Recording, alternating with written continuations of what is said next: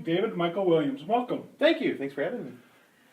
And your book came out April 18th, and its name is If Souls Can Sleep, correct? That's correct. Yes. Is it? It is speculative fiction. I call What it is kind of. speculative fiction?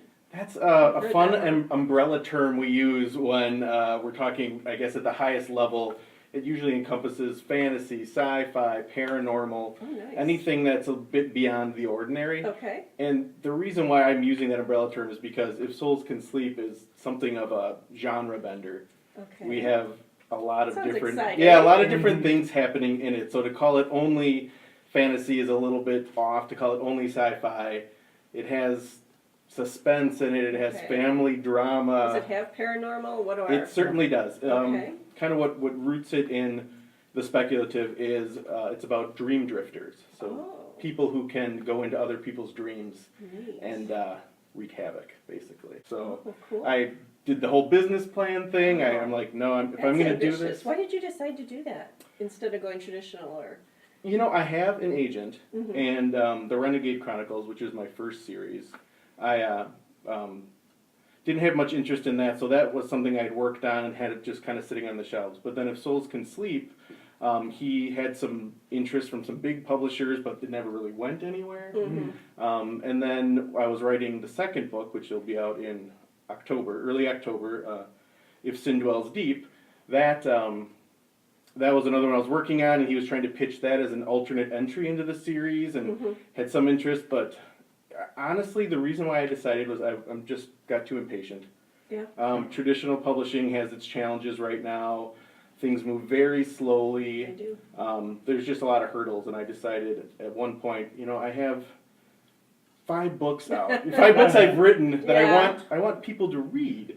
So I decided I would just kind of take my own fate in my hands and do it my way. Seems like the publishers that are willing to take on something that's not proven for sales, they're very conservative when it comes to that. There are some, but to find them is very difficult.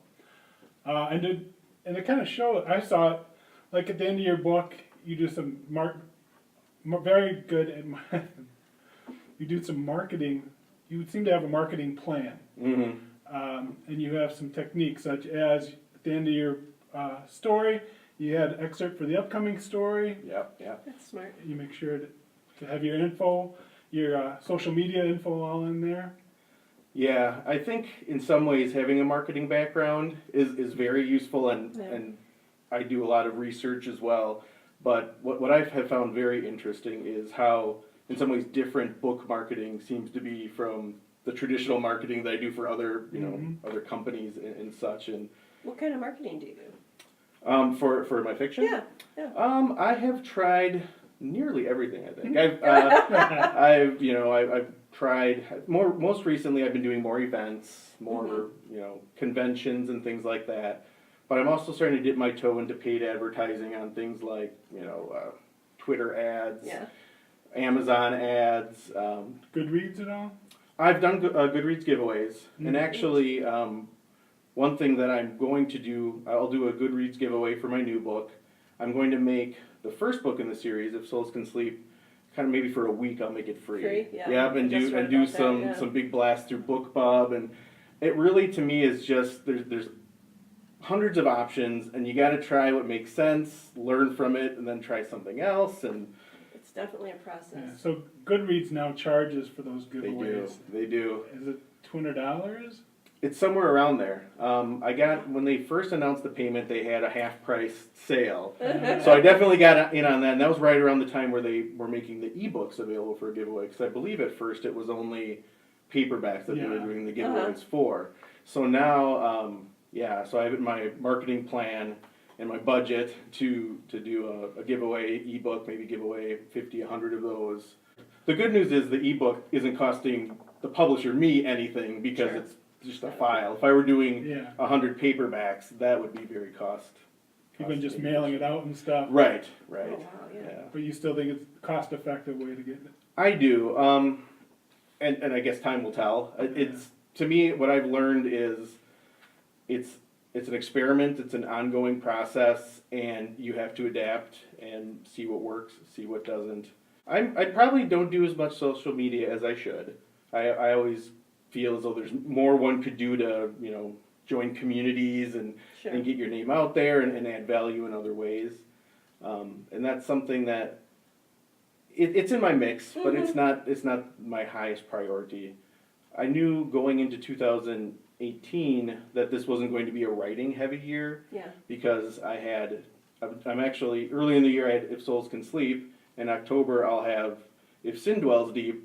So 2 Yeah. books in 1 year. I knew there was That's a going to lot, be a yeah. lot of production time and it was going to be a lot of marketing. So this year I did sneak a short story in there, which was a lot of fun because I had to had to do some with the creative right side of the Sure. brain. I have a website, david-michael-williams.com. Okay. And I usually have about once a month, I'll do a blog post on there.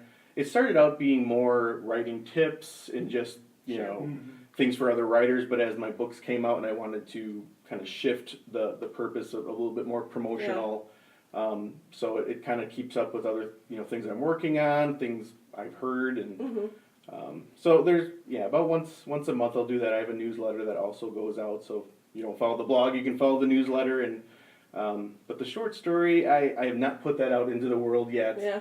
I actually have this crazy idea that maybe after the 3rd book in the Soul Sleep cycle comes out, which will be spring 2019, I might do a collection of short stories. So maybe it'll. I made book 2 of the series a parallel novel to the first book. Oh, really? That's kind of cool. And it partly was by accident, partly by design. When I was writing the first book, I realized I was trying to do too much in a single volume. It would have been about 1,000 pages. There was just too much going on. And so I'm like, no, I have to make some strategic decisions. So then when I finished the first book, I'm like, okay, I know there's other storylines here, but maybe I should just start them, where the other one left off. But the more I thought about the greater, epic, I thought, no, I think there's value in sort of rewinding and showing storylines that intertwined at maybe 4 points. It's worth telling that other side. And as I wrote it, my agent at the time thought, I think this might actually be a little bit more marketable. It's not quite as genre bending. It's a little bit more fixed in the sci-fi. I might have a better opportunity to sell it. So I then, from that point on, thought, okay, I'm going to make this as though someone could pick up either book and start the series. They could read them in either order, which was challenging, but I think made both stories stronger in some aspects. Why did you go that way instead of just doing a print on demand with CreateSpace? What's the advantage to being your own publisher? Like, do you have beta readers? Do you have people who proofread it? Do you hire editors? How do Sure. you get it to that level of, excellence? Part of it was because I thought if I was going to go to the trouble of setting up an LLC, if I was going to go to the trouble of setting up a business plan, I'm holding myself accountable. I'm approaching it in a professional way. The other part was, before the Renegade Chronicles, my first 3 books came out, my wife and I, as a passion project, had put out a children's book, a children's chapter book. It was called The Pajamas on Amazon versus the Goofers Twofers. Just a lot of fun. It was somewhat, the protagonist was based on our infant daughter at the time, and then it when we finally came back to it, she was old enough to do some of the interior illustrations, and it was a family project. It was a fun project, but a month after it was out, got a cease and desist from someone who owns a trademark on the word pajamas on. So Oh my goodness. again, it goes into the category of you don't know what you don't know. Well, yeah. Who would So think? right, so we basically didn't want to incur a bunch of legal fees, Sure. and because it was sort of a experiment, because I thought I might self-publish my own stuff Yeah. after this. So it was a little bit of an experiment, and certainly learned a lot from it. But after that, we thought, you don't know what you don't know. Let's add another level of legal protection Sure. between our family assets and livelihood and the publishing. Good point, So that was probably one of the biggest motivators for setting up the LLC. So what's the biggest advice you'd have for somebody who wants to self-publish? My biggest advice, and sometimes I'm worried that this makes me sound a bit harsh, but don't do it until you are ready to treat it like a business. Whether or not you're going to set up an LLC, you don't have to, obviously. But I think, when I think back to where the Renegade Chronicles were, I finished the a third draft of the first book my senior year of college. And if self-publishing had been an option, I could see that there would have been a temptation to Oh, yeah. just do it. Just get it Just out to there see because it it's out exciting. there, yeah. And you want readers. So I think that self-publishing can be a double-edged sword where it can make it almost too easy. So my advice tends to be, make sure you have all your ducks in a row. Like, if you're going to have to invest some money, you're going to have to get a professional cover. You're going to have to get a proofer. You're going to have to, like you said, run through some beta readers, do some market research. Mm-hmm. And I don't think that that's a skill that a lot of authors just have automatically. I know I No. didn't. No. So my advice is always, I think the impulse is to rush and kind of cave to that excitement, but I think as much as you're a creative person, you got to turn on the left side of your brain and do a little bit of, logic into the mix and make sure the book is in the form that you really want it to be before it goes out into the world. What I learned from the first book in the series and people who positively reviewed it, who it just clicked with and understood what my goal was, I'm Yeah. like, you guys, I'm going to come to you when the next book comes out because I think you get what I'm trying here. And so I reached out to people who gave just very thoughtful and of course positive Yeah. reviews, and they were like, yeah, absolutely, like, can you send us an arc and can we? Nice. And so I sent those out, and so I have maybe about a week's worth of guest posts, author spotlights, reviews. There's sort of a genre like that, though, isn't it? Like is that Inception? The Dream Within a Dream? Yes. Oh, and my gosh, when the trailers for Inception came out, like my heart just Oh, sunk, I can and I was Oh, like, yeah. and I wasn't so naive that I thought I had an idea that no one in the history of humanity had ever come up with, because that's nigh impossible. But when that one came out, I thought, okay, these guys are working for a government agency, or they're going into people's dreams. I'm like, someone beat me to the punch. Like, this came out, and now my book's going to be meaningless. Then I went and watched it, and I thought, okay, this is a very, similar maybe Kind of superficial, starting though, point, yeah. but the way it went, and how then it was like time was different in each layer, and I enjoyed the movie, but not as much as I thought I would. Yeah. So I kind of, afterwards, I'm like, okay, like, nope, you didn't, like, I like mine better. And I thought, Different take on it. yes, And yeah. it's more of a story like of a main character have lost and having family problems. Right, and that tends to be how I try to approach.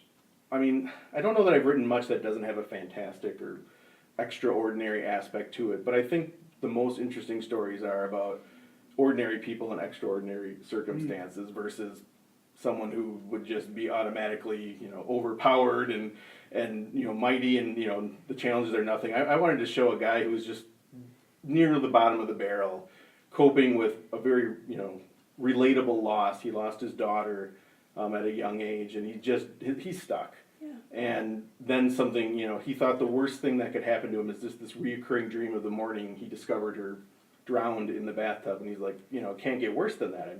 Yeah. And then he suddenly gets pulled into a very different type of dream instead, and then is sort of very much off balance and trying to figure out what is happening to him. Is he losing his mind? Is someone making him lose his mind, and so forth? But Sure. but again, But the character may yeah. do something that you didn't expect. I wrote, I have a draft of the third book in the series, and I knew at least one character wasn't going to make it. At least one character was not going to survive the series. And then there was another couple on the chopping block. And honestly, as I was writing it, until I got near the end, like, I didn't know who it was going to be. I thought, like, How exciting. what makes the most sense for the characters, what makes the most satisfying ending to the series, and by the time I got there, I'm like, I think it has to go this way. I think this is what they would be doing in these circumstances. The Showcase, please contact us on our Facebook page or at OshkoshAuthorShowcase@gmail.com. Otherwise, continue the conversation with Dixie and Tom via social media. Look for Dixie by searching for Daisy Jericho, and please check out her books, The Love Thief and Sparks Fly, on Amazon. You can find Tom Cannon on many types of social media, and please check out his book on Amazon, The Towel of Apathy. Our goal is to introduce local authors around Oshkosh and hear their stories. We want to thank the Oshkosh Public Library and the Friends of Oshkosh Public Library for supporting the creation of this show. If you are a writer and are looking for a community, we suggest the Oshkosh Area Writers Club and the Lakefly Writers Conference, held each May.